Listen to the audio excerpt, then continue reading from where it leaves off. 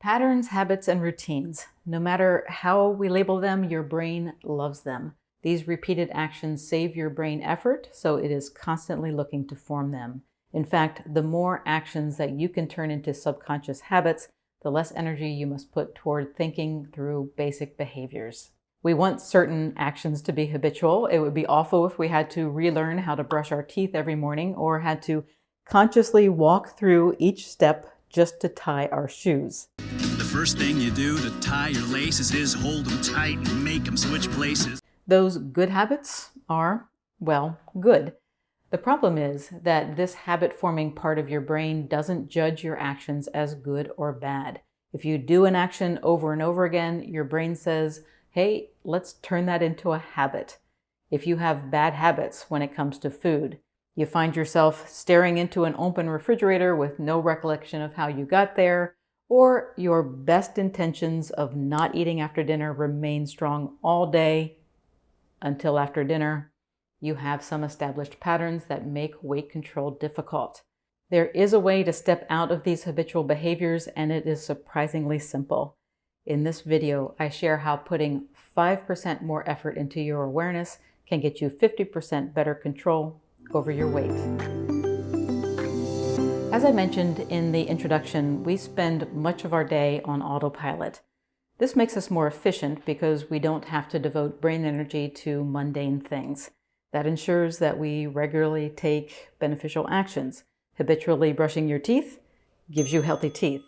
But it also keeps us doing things that are not beneficial, taking us down a path that leads to unwanted results. In this video, I'm not going to tell you to change anything. I'm only going to ask you to become 5% more aware of your habitual actions. Chances are that you'll look at some of them and think, why do I do that? And that realization alone can save you from consuming unneeded calories and falling victim to external cues that push you toward emotional eating or make you want to eat when your body doesn't need food.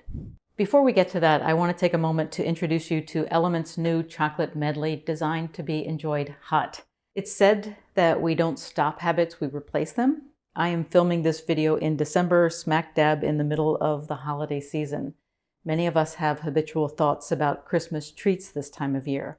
Replace those high-carb treats with warm LMNT chocolate drinks, and you'll save yourself from consuming a ton of empty calories and fuel your body with electrolytes.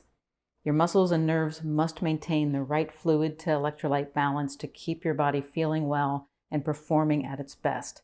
LMNT replaces electrolytes, and their new chocolate medley box contains 3 flavors: chocolate mint, chocolate chai, and chocolate raspberry.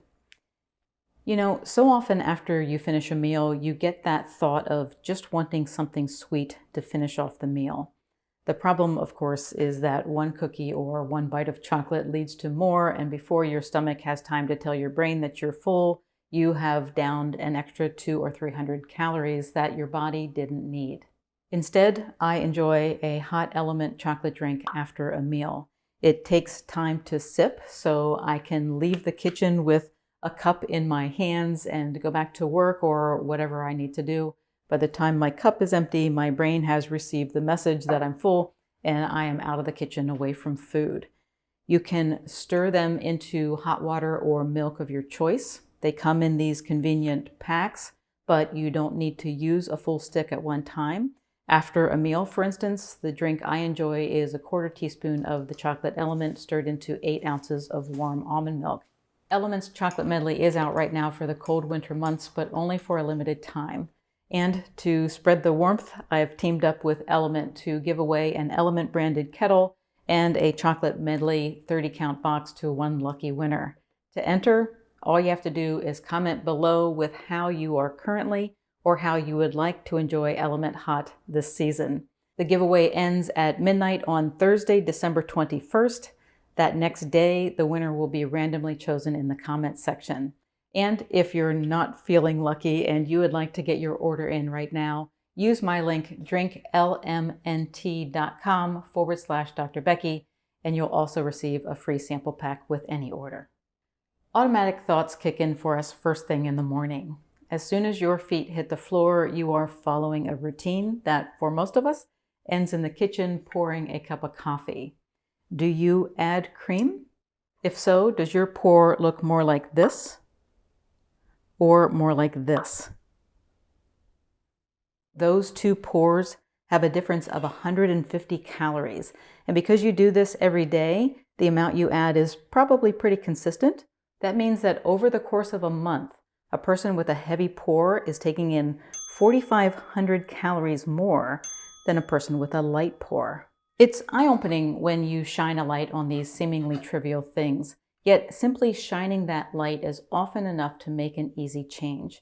This is where the notion of 5% more effort comes into play. The beauty of 5% is that it is non-threatening. You don't have to make some major change. You just need to shine a light on your actions. That takes the pressure off and, ironically, makes it easier to change. So step 1 in this process, zone into your habitual pour and observe how much cream is going into your coffee. Step 2, ask yourself if a little less would still be satisfying. You might even want to ask yourself if you need cream at all.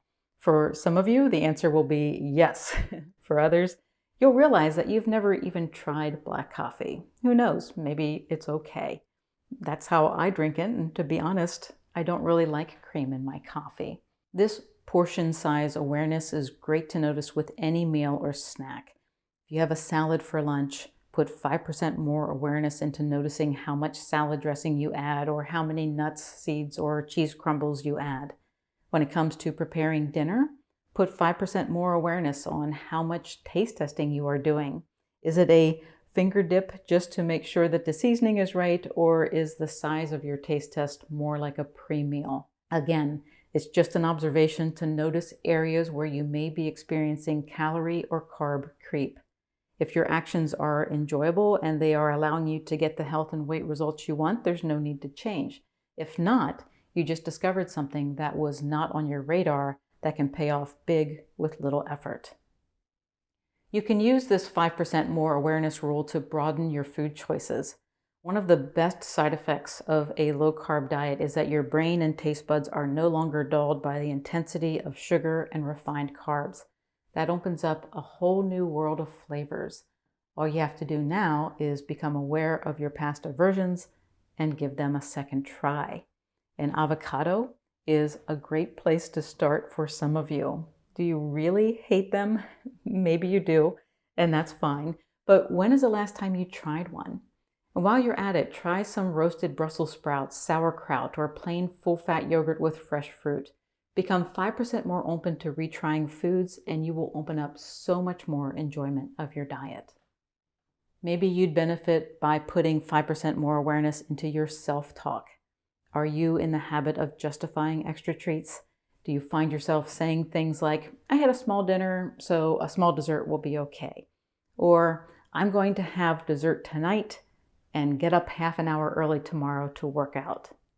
Or maybe you want to put 5% more effort into noticing how external cues affect your desire to eat. Are you ready to eat lunch, or is the clock on the wall an external cue telling you it's time to eat?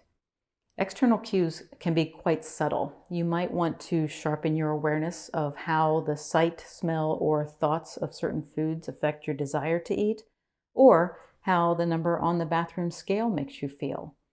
That reading is an external cue that can be motivating or demotivating. Notice what it does to you and consider if it is worthwhile to weigh yourself daily or if it would be better to weigh in less often. This act of becoming more aware is not meant to be a punishment or a way to put demands on yourself to change. Simply noticing destructive habits makes it harder to repeat them. You want to have healthy goals for your body. Understanding how to get your brain on board gives you a clear path to follow. If you need a place to start, download my free 0123 strategy. It is already in use by hundreds of thousands of people and comes with an exclusive video series that walks you through how to get your body and brain on the same page. I will leave a link to the strategy in the description area below this video. If you're on your phone, click the word more to open the description. I will also leave a link to LMNT so you can try their chocolate flavors. They are only available for a limited time, but make a wonderful, warm, cozy swap for high-carb desserts. Thank you for watching. Please like, subscribe, and share this video if you found it helpful. Have a great rest of your day.